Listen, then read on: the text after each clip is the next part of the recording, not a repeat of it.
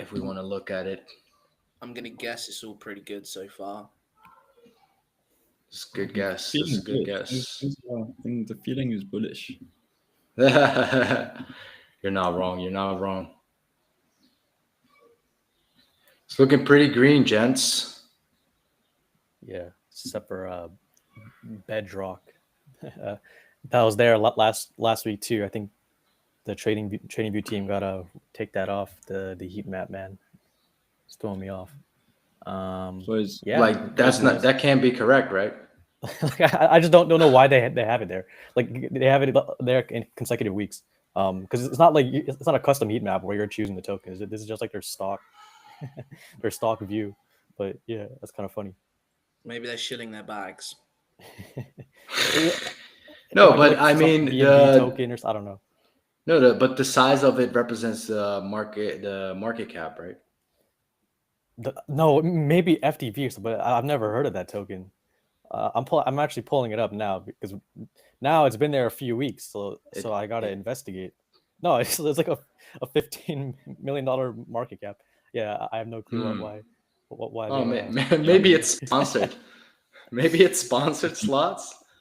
Maybe sponsored. Yeah, probably. You would think they would only sponsor it when it's green there. What?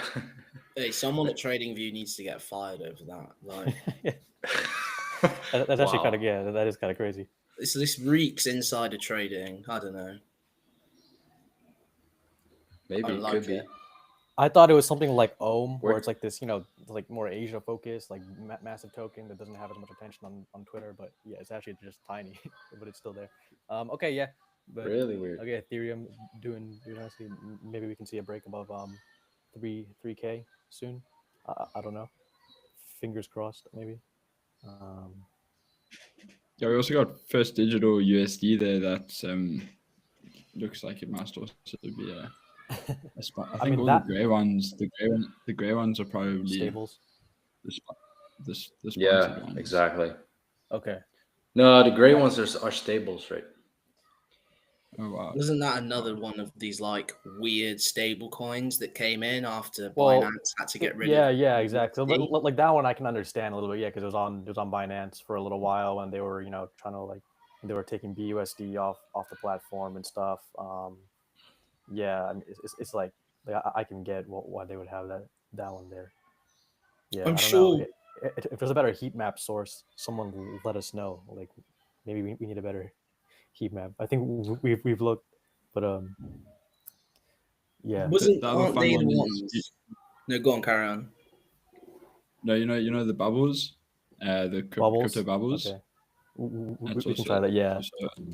The fun one, I think, it's just called like crypto bubbles, but it just, I guess, it looks a little bit less structured. But I mean, if the First Digital USD is there, then surely we would be seeing like USDC, USDT there as well.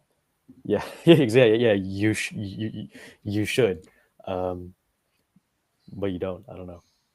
Yeah, TradingView. I don't know. Crypto bubbles, boys. Yeah, I like the bubbles. Minus a few points.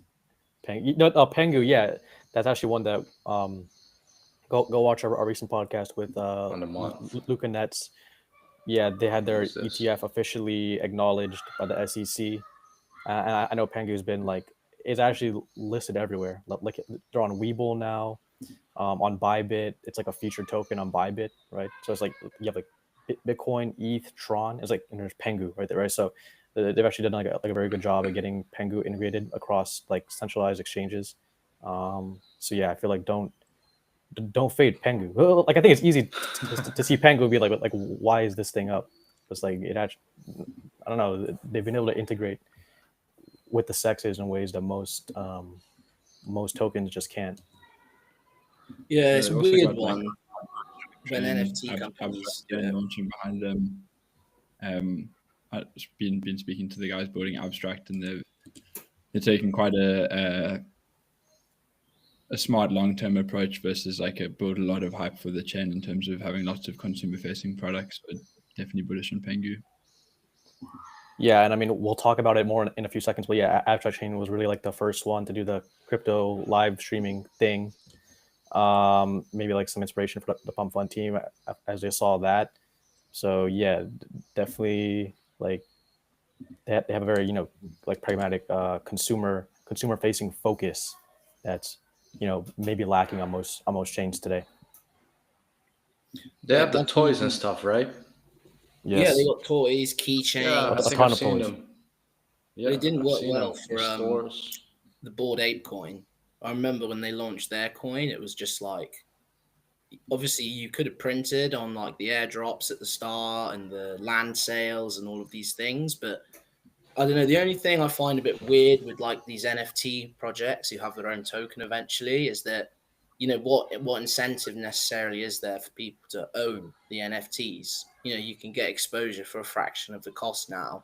And that was kind of like, one of the selling points of owning some of these NFTs was that, that there's such a small supply. They're basically like tokens anyway. So I don't know.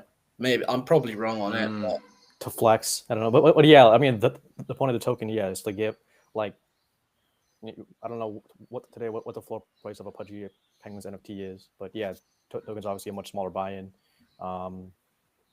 So I mean, yeah, people don't want to have the PFP. I mean, I feel like I don't know, like certain ecosystem, like if you're in like the Solana DeFi ecosystem, or like a Eclipse, like some of these chains, you see dudes working on these teams that have like uniform PFPs. I don't know. I don't know how impactful that really is, but I don't know. It's I know that the floor price has at least definitely outperformed apes though, so they're doing something right. I don't know, they're doing something right. But yeah, obviously like the tokens valuation should, I think it far exceeds the NFT collection, right? Like by multiples at this point. yeah. Shit, I never thought about Could that. be. Go ahead. I mean, no, go ahead. I was about to kick it off proper. Yeah. No, go ahead. I think we've been rambling on NFTs and stuff. Yeah. A little too Okay. Let's go. Cool. All right. Well, welcome everyone to the new Market Cap episode. Market Cap is where funds, founders, and analysts provide their insight on the latest market developments to you, our audience of institutional investors and traders, as well as industry professionals. I'm your host and moderator, Stefano, Director, Institutional Services at Alea Research. With me, I have Daniel, our Research BD lead, and Darren, analyst and panel contributor. And we're joined today by Aneo Hollenbach from Relend Network, CEO. Relend is the stablecoin credit infrastructure for every chain. But Aneo, we met last week. Maybe you can tell us a little bit more about what Relend does exactly, and maybe show us a little bit. Yeah, for sure. So at a base level, we see that all of these different chains are competing for the same stablecoin liquidity. What this leads to is these pre-deposit campaigns offering a crazy amount of incentives to attract some capital into the ecosystem to start off with. Some of this capital ends up coming into the ecosystem, but the way that these deals are typically structured is that the first 50 million or 100 million, there's some fixed agreements with these mercenary LP groups. So you can think of them as the smart money. Then once the pre-deposit campaign gets to a certain threshold, retail starts to get hyped about the ecosystem. Like, oh, look, there's been so much growth. Retail money starts piling in. Then sort of moves on to TGE. They're able to TGE at wild valuations because they've been able to get so much traction. At the point of TGE, typically, if you look at like any L1, L2 project that's launched over the last, is there some, By the way, some dogs? what animal is that? It's like some storks. Yeah, That's a seagull. Oh, yeah. I'll close the door. I know a seagull when I hear one. Yeah, that's an interesting one. Fuck those seagulls, man. I thought it might have been low dogs, but seagulls make sense. But essentially, yeah, the retail seagulls come in and then they power all of their capital into the pre-deposit campaign, speculating on the airdrop token TGEs. And then what ends up happening is the smart money, which was in from early on, obviously exits token price declines, and as sort of an outcome of that, the incentives are no longer as attractive, and then slowly the retail capital moves out onto the next ecosystem. So there's sort of this hot ball of money, similar to how I know we're going to speak about Pump That Fund later. Like, it's the same money moving around different meme coins. It's the same money moving around different ecosystems for their pre-deposit campaigns to farm incentives. With chains that are sort of successful in maintaining capital, it's because they're able to offer competitive incentives. Like, if you look at the top ecosystems by stablecoin market cap, they're still having to incentivize like 4 to 10% to maintain that supply in their ecosystem. So what Relay Network does is we basically extend a credit line from Ethereum directly into lending protocols on our partner ecosystems, where we lower the cost of stablecoin credit. For the ecosystem, the user pays market rates to borrow, but it makes it available within our partner chains. Then this allows for the other capital that comes in, which has a lower cost when compared to stablecoin capital, to be leveraged effectively and then introduce DEX liquidity, like liquidity for perpetuals trading and whatever else needs stablecoins. Just to run through a quick overview of like how the product actually looks. We have a vault on Ethereum with USDC. We lend it out against like different collaterals on Ethereum to provide our LPs with yield. And then we also relend it into L1s and L2s. So on Swell, we've put like 5 million into Euler Finance, which is their leading lending market, now available for Swell borrowers. On Hyper EVM, we put 10 million into Hyperbeat, which is like a Morpho front end. And then on TAC, we're going to be deploying on them next, which is quite exciting. So we basically extend these credit lines, allow for stablecoin liquidity to be accessible through the money markets, and then users can wrap and unwrap directly one-to-one to USDC on Ethereum. The core thinking behind this design is to attract liquidity on Ethereum where the cost of capital is lower, and then allow for our partner chains to benefit from that. Yeah, I think it's a great explanation. Yeah, as you said, Ethereum is like obviously the dominant chain in TVL, like over 60 billion in TVL. I don't know how much of that is stable coins, but yeah, it's the dominant chain in stable coins. So you have these different like rates fluctuating across chains. So yeah, I think it's a good interesting concept to try and take advantage of that, of like these different, you have these different dynamics across the chains. Maybe have less TVL, less stable coins floating around, try to bring the advantages of that to these more like newer, more nascent ecosystems.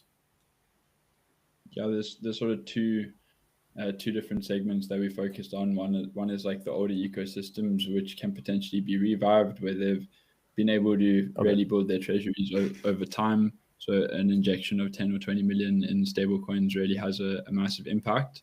And then the other one is obviously these earlier stage chains, which are just about to launch, where if we position early, we can help make some of that capital that comes in from the pre-deposit stickier, because it's being leveraged and it has other yield opportunities.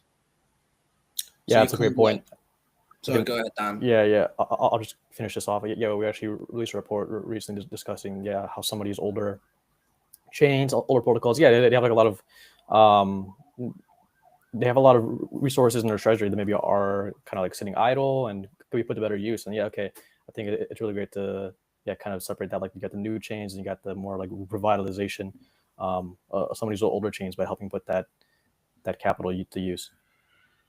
I was just going to say it's kind of like the fight back against the mercenary capital that we've always seen within this ecosystem, right? Like you were saying earlier, the airdrops come in, everyone dumps, people fly away to the new incentivized chain. But at what point, what's the decision-making process behind, what is some of these older chains? What are some of the dormant chains that, is it a random, or do they apply, for access to some of the capital that Relend can help them get to? Yeah, so it's an interesting thing, because the older chains are often so much more decentralized. So the decision-making processes within those ecosystems it's a much longer conversation. Like we're chatting to Cardano now, for example, which has an insane amount of resources, and a lot of that they're going to be pouring back into DeFi, but it's at a stage where it's the organization is so big that it's just a long conversation. It's like a 6-month conversation versus a 2-week conversation with a chain that's still very, very centralized. But the resources being there is key. The other thing is that for non EVM chains, which a lot of these sort of older, more dormant chains are, then the infrastructure that they have in terms of their lending market and their DEX isn't really up to speed with the rest of the ecosystem. But in terms of like what makes us prioritize a chain, it's based on the support that we can get from that chain. Obviously, we can help with the lending protocol supply, but the success of the stablecoin will come from adoption across other applications. Yeah, that's great. I definitely think there's not. I mean, at least it doesn't seem like there's that many teams trying to work with Cardano or like EOS or some of these like older chains, I guess. But I think that is a good strategy that so I think that's maybe like an untapped area for some of these protocols. Yeah, the way that we've set it up is really to, like, all of our code is deployed on Ethereum, and we sort of we bridge the capital over, so we don't have any discrepancies. Like, we won't work with these chains. If they have a bridge from Ethereum, we're open to work with them. It just depends on like how strategic they are about their DeFi growth. And so surprisingly, a lot of these or some of these teams, the DeFi strategies aren't as developed as you might expect from a team that's been around for a couple of years. Damn, that's pretty crazy. Maybe like just a lot of these guys, I mean, maybe it's just money stuck in like bridging protocols, old lending protocols. I mean, it's a weird one to see, right? You know, the whole premise of DeFi a few years ago when like the first few protocols came out was, you know, earn you on your money anytime, anywhere, any asset you've got. And I kind of feel like, you know, since we've come out of like the big DeFi summer periods and gone into a much slower time for DeFi in general, I feel like a lot of the space has almost sort of forgotten about DeFi. And like I've said it too many times, but we're always praying for the DeFi renaissance, right? And maybe it seems Relend might be at the forefront of that. I mean, have you found that there's been a lot of differences from what we saw back in the day compared to what we see now? Yeah, I would say there's like the chains that have. I'm more bullish on the new chains because they're trying different things. Like Katana obviously has a very DeFi focused player, and we've been in comms with them. Those comms have slowed down because they have the strategies that they want to implement, and we'll resume comms if we can help them at a later stage. There's also chains like Plume where they basically tried something new where they said for all USDT and USDC bridged into our ecosystem, we give PUSD, and then we're able to sort of rehypothecate some of those funds to create more sustainable incentive structures long term. So I think it's much easier for a new chain or a smaller team to innovate in DeFi than it is for some of these chains with like technical debt. For them to like Polygon, for example, they tried to submit a proposal to rehypothecate their bridge funds, and there was massive pushback on that because the decision-making process is not it's decentralized. And when protocols get decentralized, obviously there are some benefits on the security front, but in terms of keeping up to speed with what's possible and what will bring real benefit, if like the people submitting the proposal, they've obviously done their research and think that the pros outweigh the cons. But because there's then all of this politics and lobbying that goes on because some groups are getting affected worse than other groups, then it doesn't end up going through, even if it might have been better for the chain. So then what happens? They decide, let's just launch a new chain, which makes sense. So I think I'm still bullish on DeFi. I think a lot of it is still, like, a lot of the yields are still incentive driven, but we are seeing more and more real yield coming on chain with these sort of like fixed income products. Like obviously Pendle was a massive breakthrough. Like Athena all of these sort of leading DeFi protocols have emerged in the last since post DeFi summer. So I definitely don't think innovation in DeFi is going to stop, but a lot of builders are likely now more focused on AI or I guess just AI. And Neo, you mentioned a bit before this dynamic, right, of what you call and what is called sometimes that hot ball of money moving or sloshing around. I wonder if there's something similar going on with ETFs and treasury vehicles right now, who might be not competing for some of the same capital. That I guess that's up for question. Um, but yeah, let's have a look at the weekly ETF net flows first. I'll share a little, hmm, little visual from our weekly report. Um, Yeah, it this is from this is last week's inflows to be precise. Yeah, so I'm actually correct. not too sure what the Monday, Tuesday, Wednesday flows were for this week. But yeah, I mean it's been pretty good the past couple of weeks. Actually for Ethereum specifically, like I feel like people kind of expect BTC's net flows to be like kind of good each week. But yeah, Ethereum in the past like 6 weeks plus it had like one day of outflows. Right, so it's like every single day was positive. Like almost going on 2 months now, except for one. So that's like, even if the inflows are actually not that small, it's like it's pretty meaningful.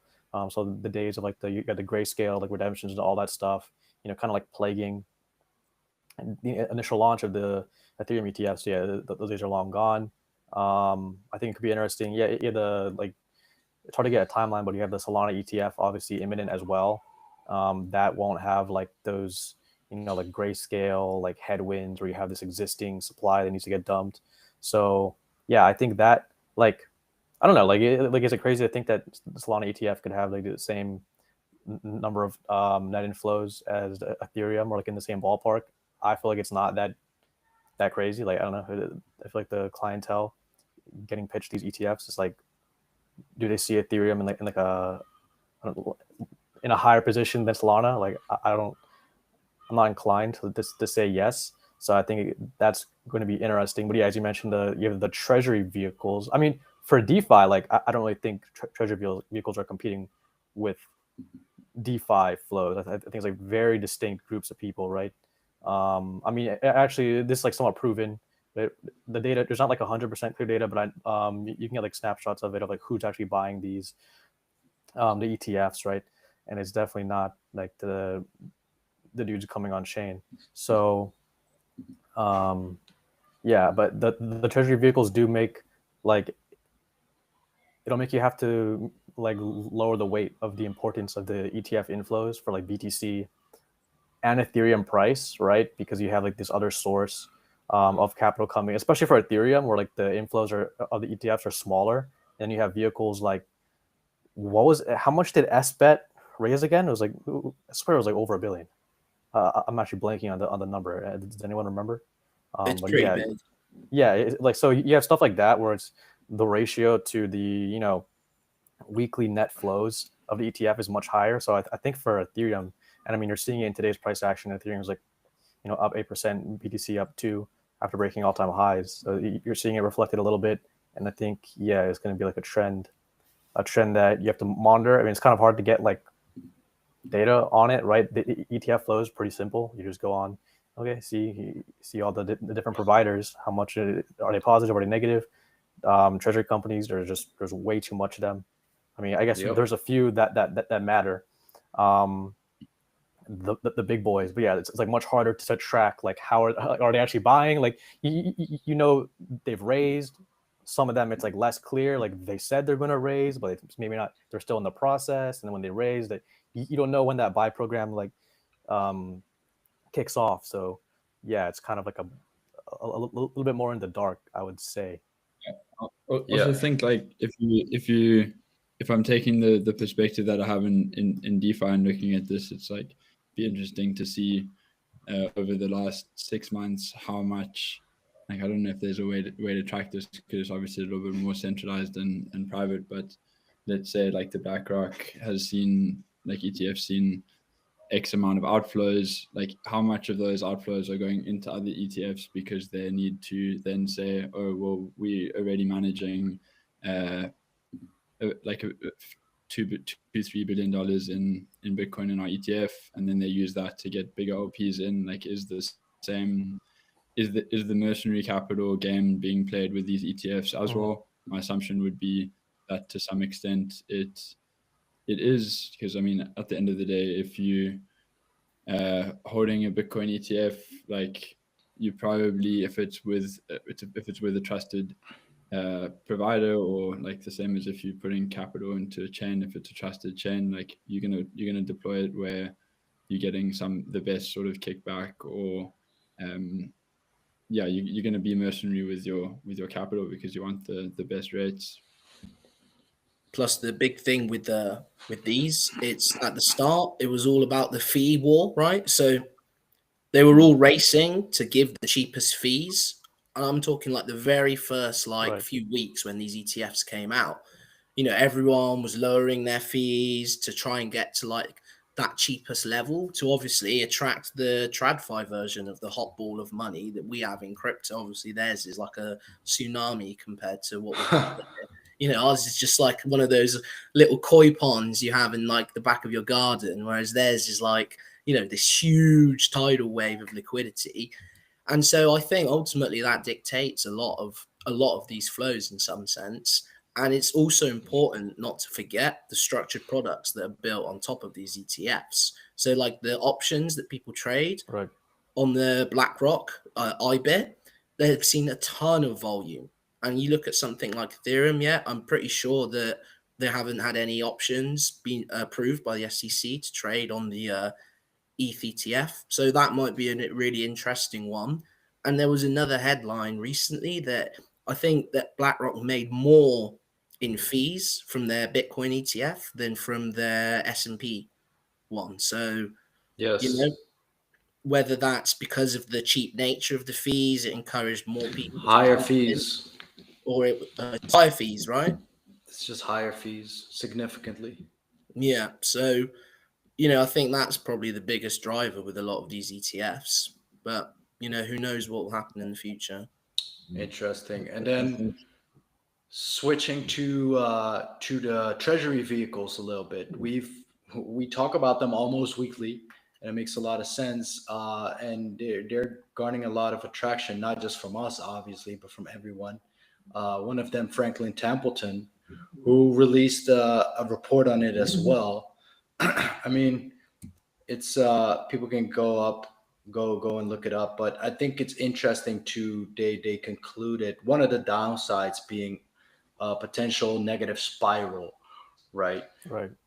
Where what do you guys think about that? Is that a legit concern? Wait, well, I didn't read the paper. Are you talking about like a negative spiral for the individual like stocks, or like the like Ethereum as a whole?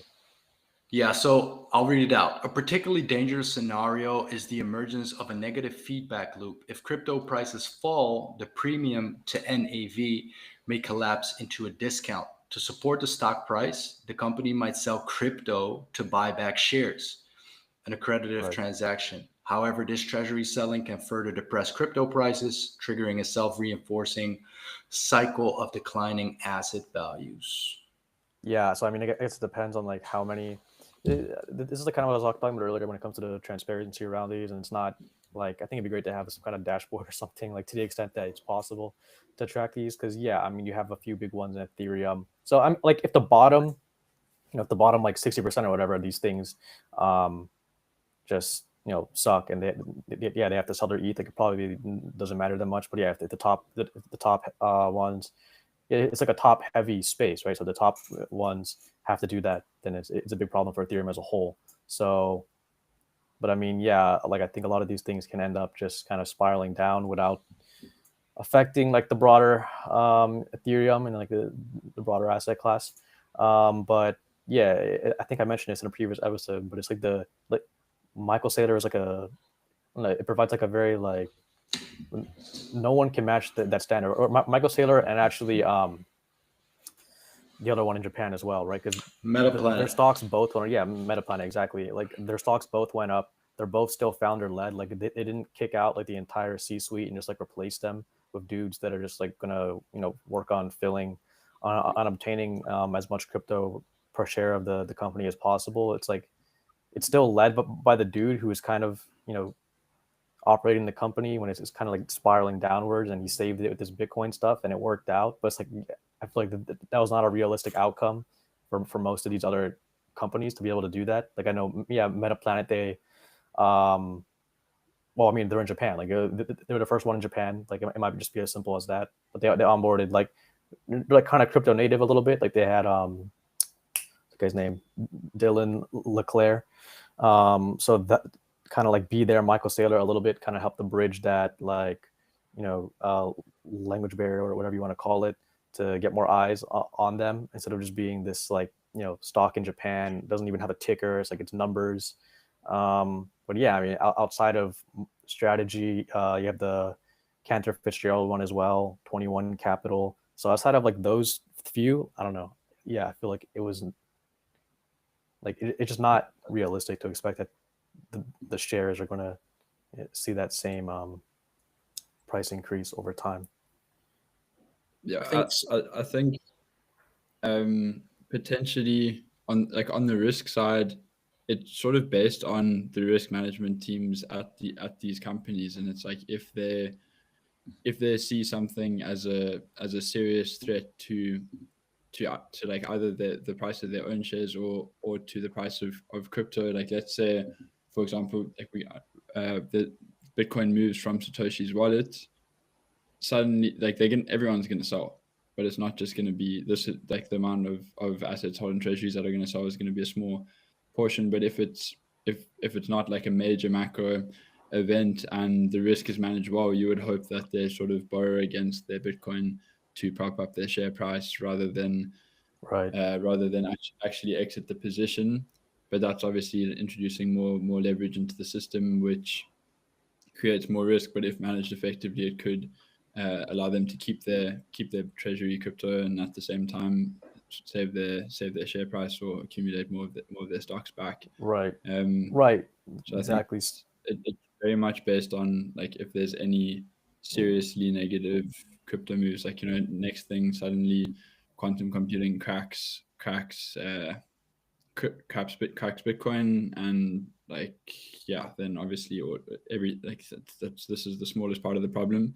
But in a case where I don't know, maybe this is obviously not going to happen, but the US decides, oh, we're going back on what we said, we shutting, like companies have to sell Bitcoin, then maybe they move it somewhere else and take a loan against it, or because they're still bullish on it long term. But I think it's really macro based. So the downside is like this would be a small part of a bigger problem if something was to happen. And I think for now it's bullish.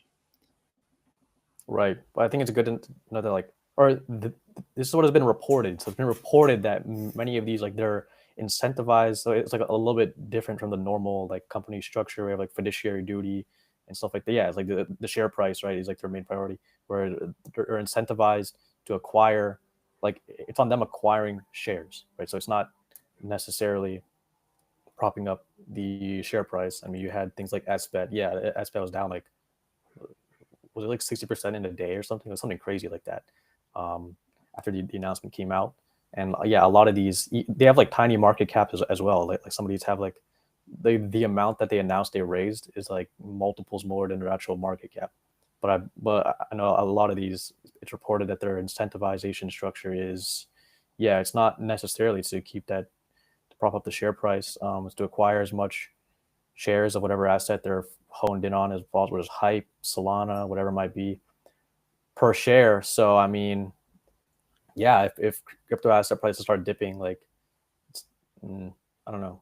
We also had Maple on earlier, and that was very interesting that they mentioned that they were like looking at getting involved and actually being a source of funding for some of these companies. So that's interesting to think about, like some of the ways that DeFi, because like this is all happening. It's like, okay, cool, but like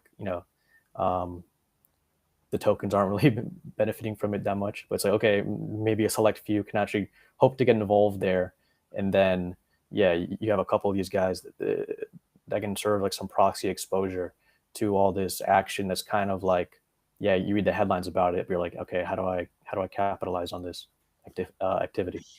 I think there's elements you can draw on from in the past cycles.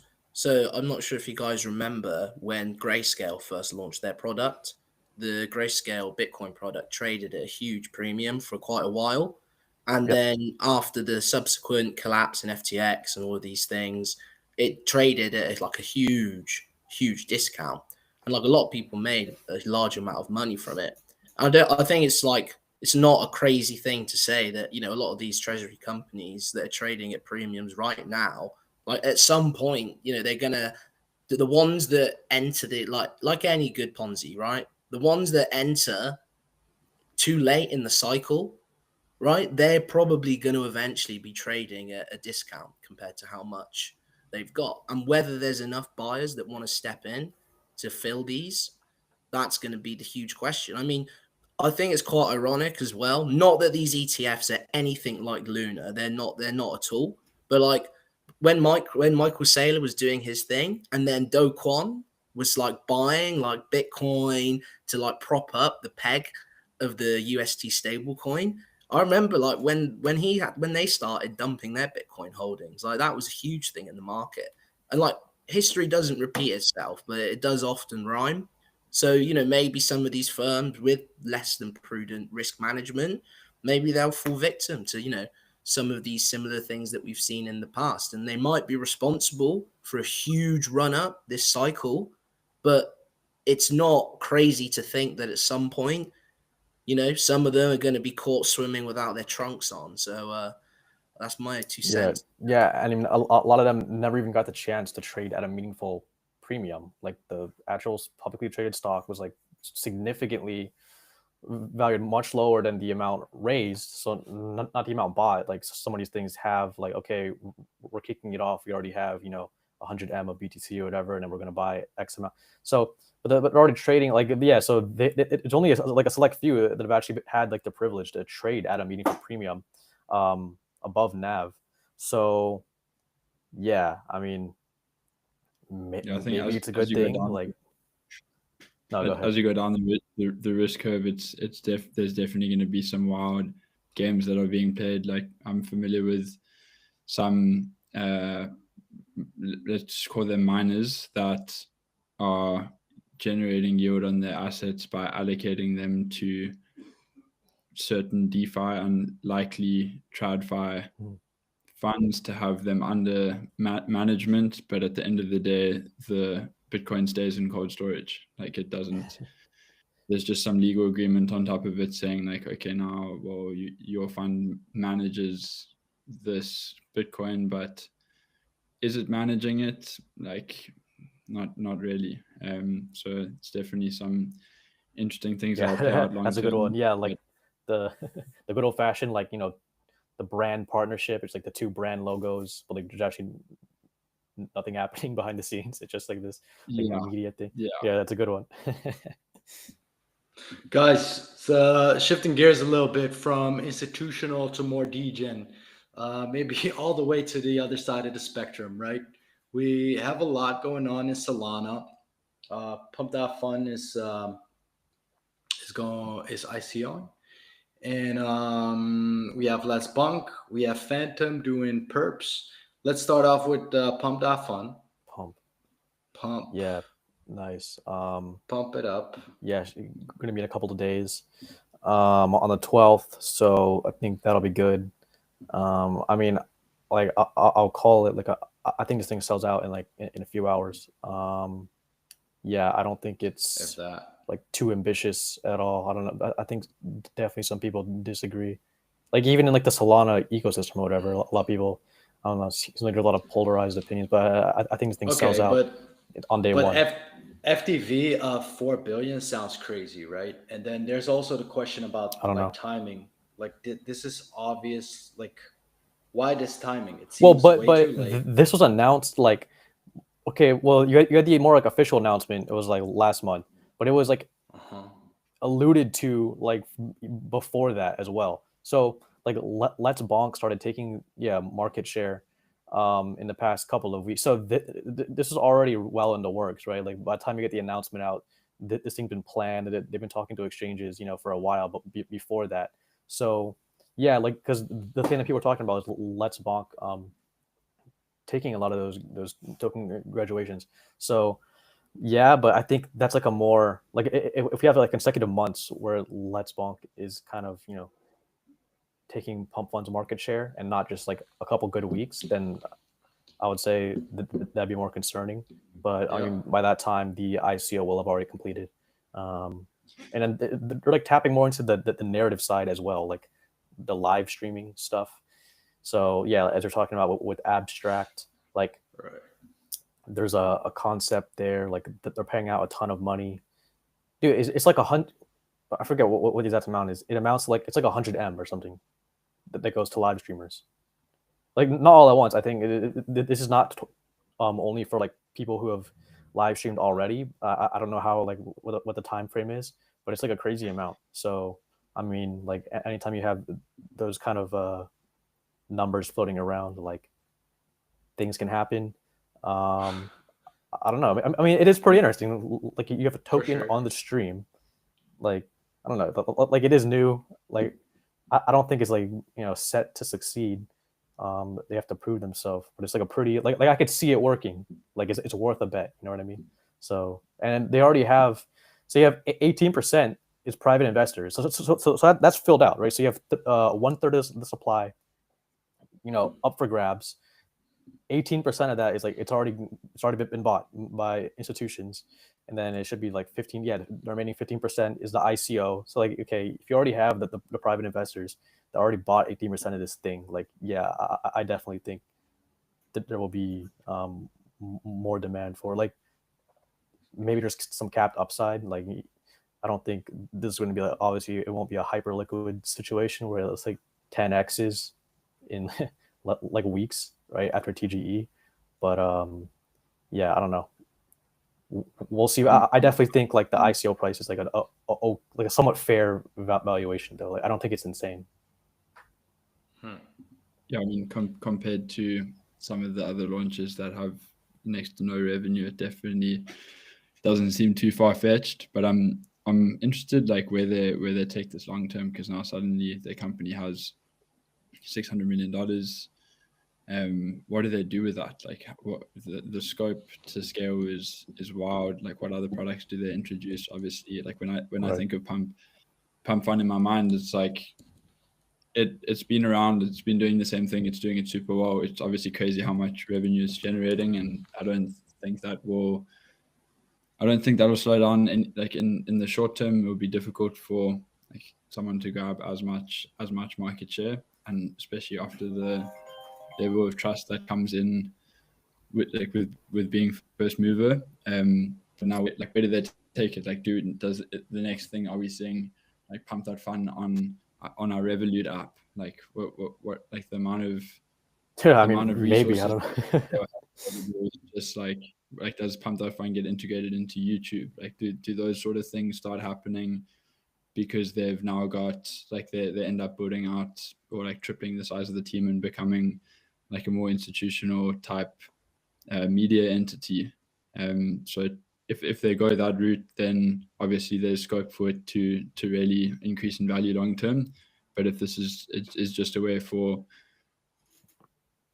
a pump to occur, then maybe, and the funds aren't utilized, then maybe it doesn't work that well.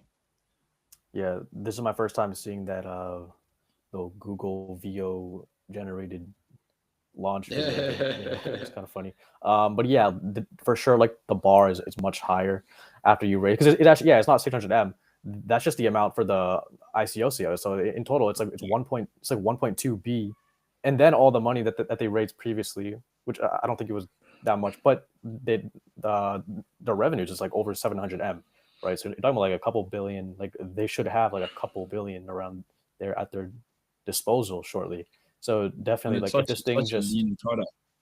yeah, exactly. Like I think we've just discussed this as well. Like, just when you look at the website, it just like doesn't like what are the other top apps to get to have like the be in the top 10 for fastest startups to reach 100M in revenue? It's like ChatGPT, it's like Kurt's, like these world class, like you're throwing like some of the smartest people in the world, and then Pump. It's like, okay, but it's a compliment, right? It's like, okay, you have this product that doesn't look like amazing, but it's generated so much money. But yeah, the bar, like if they just have another year where they make 600M in revenue, it's like, okay, great, but like I feel like that will be below expectations, right? Like when you raise that amount of money.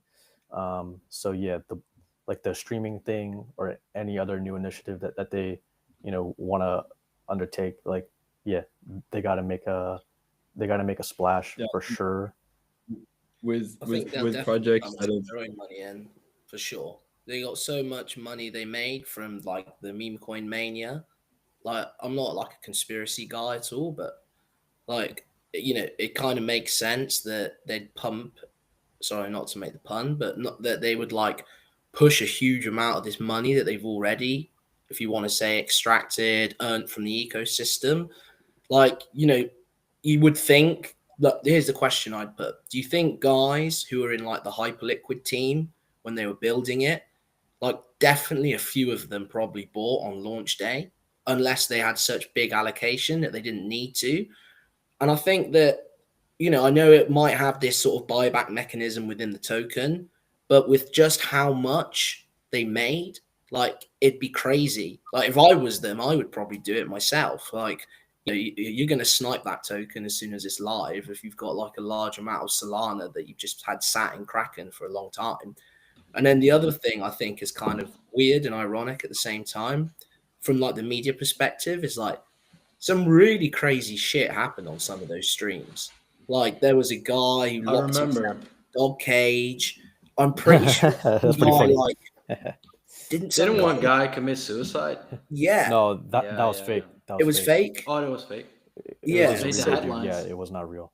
so like there was some crazy stuff that went on a lot of those streams. So like in one sense, maybe that excitement will bring more people towards it, or like in the No, other it does. sense, do people just want to fire money into like the brand new shiny thing that's like revolutionized launching a token so quickly?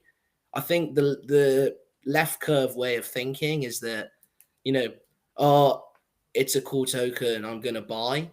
But I'm kind of like torn between, am I mid curving it by saying that, oh, meme coin mania has ended, this is going to be an extraction event, it's going to be like the Trump launch down only? Is there enough people in crypto who think that actually you might have some edge, just like forgetting your morals, forgetting about the tech, and just on the day you just fucking press the buy button? I'm torn, really. Well, let's like a plasma, nice to have right? some- No, yeah, go ahead, Inyo. Yeah, I was saying it'd be nice to have some inside information in terms of like what liquid funds and market makers they're working with, because if they have so much sideline capital, like how much of that is going to be allocated towards stopping the sell pressure? Because they will, everyone who buys on the ICO, like if it does a 2x, they're all going to exit. Like these guys who participate in ICOs are they're there for a quick flip. So it's like how much capital do they have to prop up their token price? And we'll see quite quickly after the first month, like if it is going to go somewhere long term, or if it's also, I'm not sure about the lockups for that 18%. Like is it going to be, or is it all liquid on day one? If so, it's like a massive amount of sell pressure, and they're probably already up like 4x. So I think for me participating in these kind of things, I just don't have the bandwidth to do enough DD to feel comfortable allocating. But there's definitely scope for it to go both ways, which is like Right. you knew with like the circle IPO, like it's gonna do well. Like you sort of have that surety. This is Yeah, you get a to, bit of both, because it's a degen team, so you don't know how they're gonna operate it. And the 18% is actually at the same terms as the 15% ICO on the exchanges. So I think there's like some controversy where like initially those guys participating in the 18% rate, like they wanted their lower terms, but they got put in the same bucket as the retail guys. Yeah, and then teams there's cooking no with 20%. It's like that's rogue. Like, so I mean, the teams. I can't imagine the teams more than like four people. Yeah, So I mean, they didn't have like the resources to shut down a few live. Like when that happened, I was like, bro, how many? Like, is there no one's job that's dedicated to like shutting down some of these live streams? Like, how small can their team be? But it's kind of like a testament to how much money they're able to make with like such a seeming, like, I don't want to like cast judgment, but it's such a seemingly like not incredibly nuanced product. So but now, yeah, after you raise that kind of money, things have got to shift. So like they're sticking with that like simplistic like degen UI kind of theme, but which is fine. But yeah, the product obviously has to go a little bit beyond that. And if you have thousands of people streaming concurrently, and you have like tokens or whatever tied to each one, like, okay,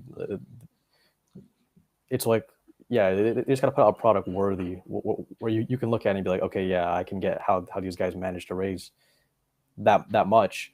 But yeah, I mean, I think it's like, and the ICO is only available in, like, it's not even available for Americans, or like I think it's not available for Europeans either.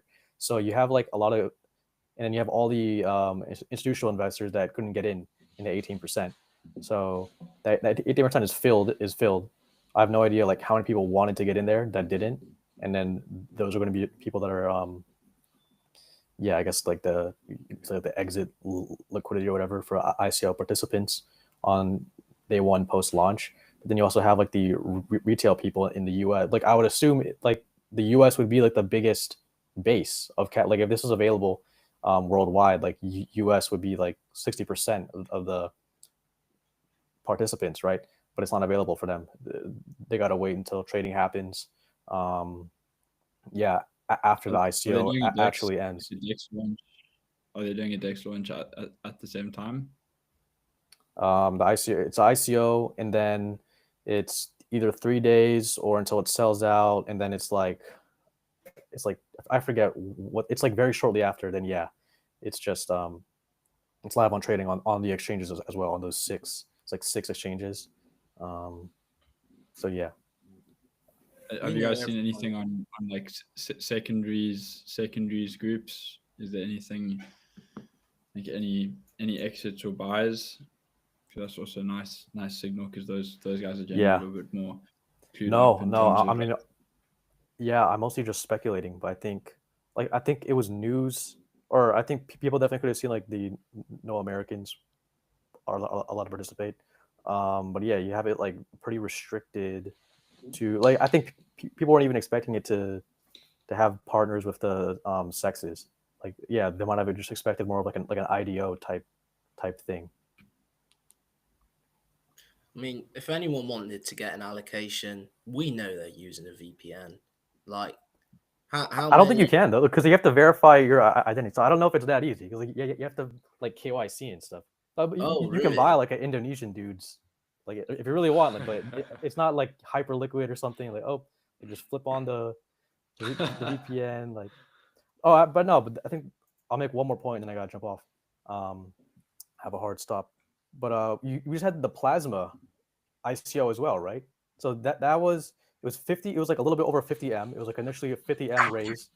They tripled the deposit cap. It started off at like 250M, doubled it, and like it was like a few hours later to 500M, doubled it again. So at the end of the day, you have $1 billion of capital deposit on this thing. It's locked up for like I forget the actual amount.